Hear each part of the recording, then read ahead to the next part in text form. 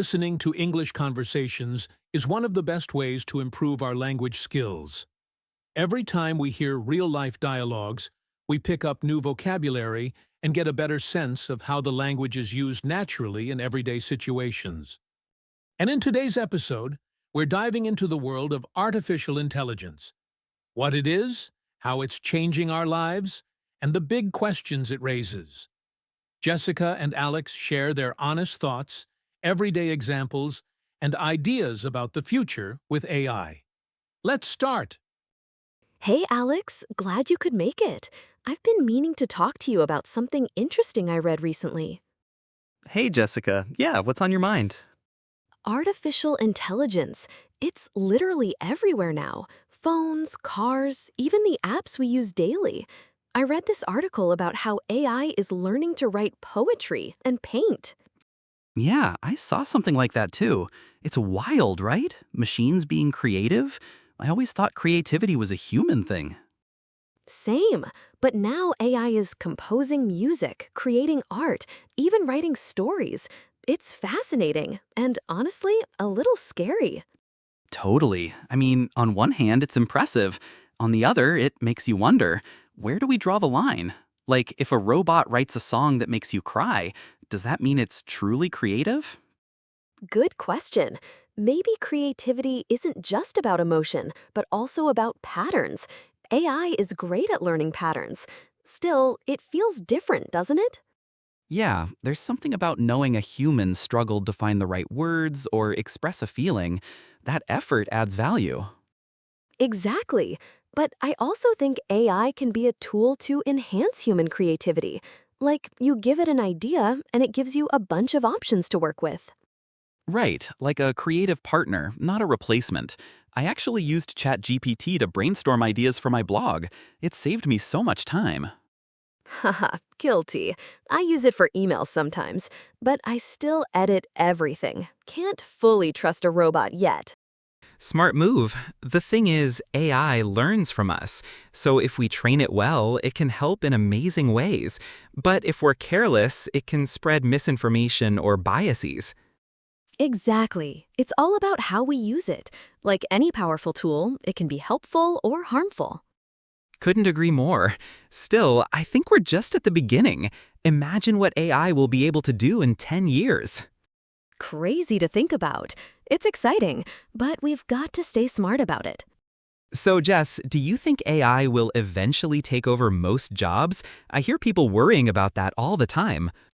Honestly, some jobs, yeah, especially repetitive ones. Data entry, customer support, even some writing tasks. But I don't think it's all bad. True. I read that automation has always changed job markets. Like when machines came to factories, it caused fear, but also created new roles. Exactly. AI might replace some roles, but it also opens doors to others. We'll need more people in AI ethics, development, testing, even creative collaboration. Still, not everyone can just switch careers. What about people in industries that get hit the hardest? That's where education comes in. I think schools and companies should start teaching AI literacy, like how to work with AI, not fear it. I like that. Knowing how to use AI tools will be a big advantage. Like, if you're a marketer and you use AI to analyze trends faster, that's power. Totally. I think the key is adaptation. The world won't stop changing, so we have to keep learning. It's not just about survival, it's about staying relevant. You're making me rethink things. I used to see AI as this cold robot army coming for our jobs, but now I'm thinking maybe it's more like a smart assistant. Exactly. I don't think AI wants anything. It doesn't have emotions or goals. It's just a reflection of what we teach it. That's why it's so important to feed it the right data, right? No bias, no hate, just facts and balance. Yes, and diverse perspectives too. If AI only learns from one group, it can ignore or harm others without meaning to. That's deep. So it's not just a tech issue, it's a human one too. Bingo! AI is a mirror. If we want it to be helpful, fair, and creative, we have to show it the best of us. All right, now you've officially inspired me to start learning more about AI. Any good resources to recommend? Plenty. But let's grab some coffee and I'll pull up a few. This might be a long conversation. So, Jess, you mentioned AI being like a mirror earlier. What did you mean by that exactly? Well, think about it. AI learns from the data we give it. If we feed it biased or incomplete information, it will reflect that. It's like training a child. If they grow up in a narrow environment, they see the world through that lens. Makes sense. So, the responsibility is on us, not just the engineers building it. Exactly. The data scientists, developers, even the people who write the content that AI learns from, we all play a part. That's why transparency and ethics are becoming such a big deal in tech now. You know, I never thought I'd be talking about ethics in a tech conversation, but it's actually huge. It is. For example, facial recognition tech. It's amazing, but in the wrong hands or with flawed data, it can lead to misidentification, especially for people of color. I heard about that. Some systems were far less accurate for darker skin tones, right? Yes, and that's not because AI is racist.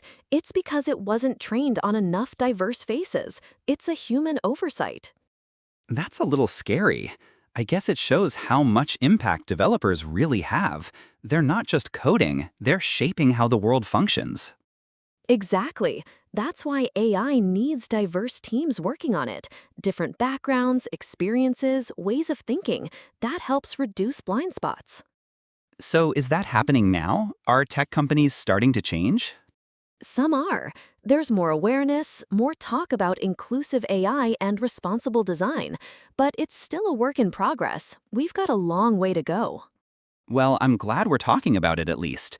I used to think AI was just about convenience, chatbots, smart assistants, but it's way deeper than that. It really is. AI isn't just shaping our apps, it's starting to influence how we make decisions, how we work, how we interact. That's why we need to be conscious of what we're building. Okay, now I feel like I've been sleeping on this topic. I need to read more. Got any podcasts or articles you love? Absolutely. I'll send you a few tonight. You'll be surprised how fascinating and human this whole AI world really is. So, Jess, let's talk about jobs. Everyone keeps saying AI is going to replace us all. Should we be worried? That's the million-dollar question, right? I don't think it's about AI replacing everyone. It's more about how jobs will change. Some roles might disappear, sure, but others will evolve and entirely new ones will be created. Okay, but that sounds easier said than done. Like, if someone's been doing the same job for 20 years and suddenly AI takes over, where do they go? True, it's not easy. That's why upskilling is becoming so important. People need support, training programs, access to new skills. It's not fair to just expect everyone to adapt overnight. What kind of jobs do you think are safe from AI? Creative fields, emotional work, complex problem solving, jobs that require human intuition, empathy, or imagination. AI can assist, but it can't replace those things. Not yet, anyway. So, like teachers, therapists, artists? Exactly. And even in tech, AI engineers, data ethicists, people who guide how AI is used. It's not all doom and gloom. Still, it feels like the speed of change is overwhelming. Like we barely understand one wave of technology before the next one hits. That's a fair point. The pace is fast, and not everyone has equal access to keep up. That's why governments, schools, and companies need to step in, make sure no one's left behind. Do you think AI will ever reach a point where it just takes over everything? Not everything, at least not in the near future. AI doesn't have consciousness. It doesn't want anything. It does what it's told, based on patterns. We're still the ones in control, as long as we stay informed and responsible. Okay, that gives me some peace of mind. But still, the future feels uncertain. It does, but uncertainty also means opportunity. If we guide AI with wisdom, we could build a future that's more efficient, fair, and even more human in some ways. Wow, now that's an optimistic take I didn't expect today. Sometimes optimism is underrated. So, Alex, after everything we talked about, what's your overall feeling about AI? Honestly, I'm a mix of excited and a bit cautious. It's amazing what AI can do, but I also worry about privacy, fairness, and how it might change our daily lives. Those concerns are valid. AI has a lot of potential, but it also raises important ethical questions. Who controls the data? How do we prevent biases? These are big challenges. Exactly, and sometimes it feels like technology moves faster than the laws or rules can keep up.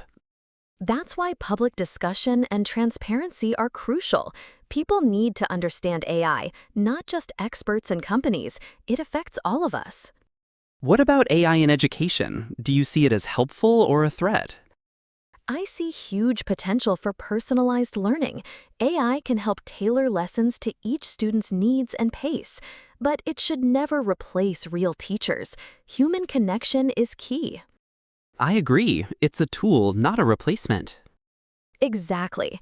And for all the fears about AI, it also opens doors for creativity, innovation, and solving big problems like climate change or healthcare. True. I guess it all depends on how we use it. Yes, we have the power to shape AI's role in our world. It's up to us to make it a positive force. Thanks for the chat, Jess. I feel more hopeful now. Me too, Alex. Let's keep learning and adapting together. Definitely. Until next time. Take care. And now, that's the end of this episode. We hope you found it helpful and inspiring. Don't forget to like and subscribe to the channel so you never miss an episode. See you next time.